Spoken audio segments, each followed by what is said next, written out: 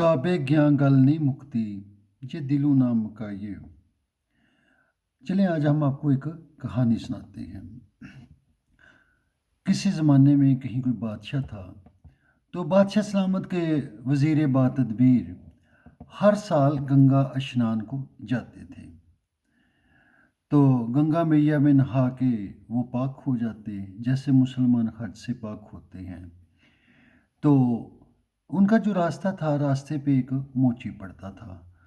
तो हर साल वो मोची को कहते कि चमार तू यहाँ काम करता रहता है, चल गंगा मैया को सलाम करें। तो वो कहता है कि गंगा जी को मेरा भी सलाम कर दीजिएगा, मैं यहाँ अपना काम कर रहा हूँ। तो इस तरह वक्त गुजरता रहा। एक दफ़ा जब वो गंगा मैया को सलाम करने गया, मोची ने भी सलाम दिया। तो जब वो वहाँ स्नान करने लगा तो गंगा मैया में से कंगन आया, सोने का कंगन था।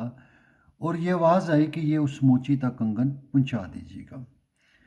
अब वज़ीर ने वो कंगन लिया, वापस आया, फिर सोचा कि ये इस मोची को क्या दूंगा कंगन, बेहतर ये है कि मैं बादशाह को देता हूँ, उससे कुछ मुझे जगीर वगैरह मिल सकती है, कोई फ़ायदा हो सकता है, मोची से मुझे क्या फ़ायदा होगा।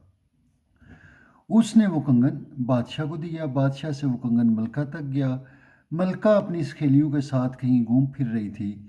जब उन्होंने कंगन देखा तो सब हैरान रह गई, कहा कि ये तो बहुत ही खूबसूरत और नादिर किस्म की चीज़ है। तो मलका, एक कंगन तो आपको अच्छा लगा है, मगर दोनों हाथों पे होता तो बहुत ही प्यारा लगता।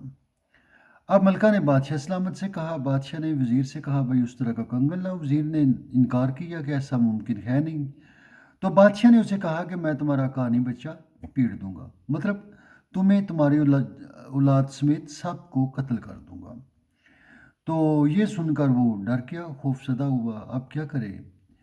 तो परेशानी के आलम में वो मुख्तलिफ सुनार के पास जाता रहा, मगर किसी भी सुनारे के पास ऐसी चीज़ नहीं थी कि वो उसको वो कंगन देता, मतलब nobody was able to do anything for him.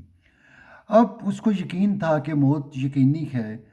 तो ऐसी सूरत हाल में वो सोचता है मैंने गुनाह तो किया था कि मोची के साथ मैंने झूठ बोला, उसको मैंने कंगन नहीं दिया था, बेहतर ये है कि मैं उससे भी माफ़ी मांग लूँ।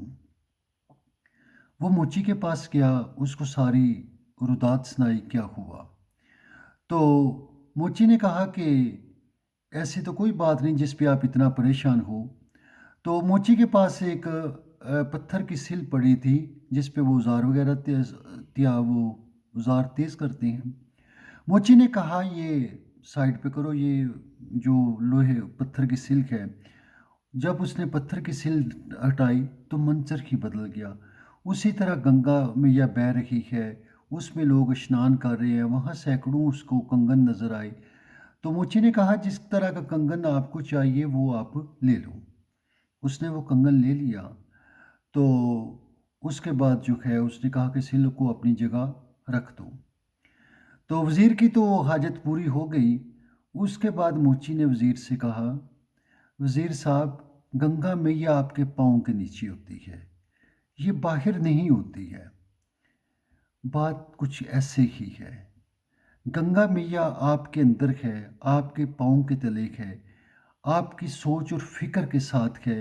अगर आप इसको पवित्र कर लेते हो, इसको पाक कर लेते हो, तो यू कैन गेट। फ़कीर और साधु दरवेश जो है वो लोगों को फ़िक्र की तहारत की ही बात को बतलाते हैं। वो कहते हैं जो दम गाफिल सो दम काफिर। ये मज़हबों की या फ़िरक़ों की बात नहीं है, ये तो दम दम की बात है, लम्हा लम्हा की बात है।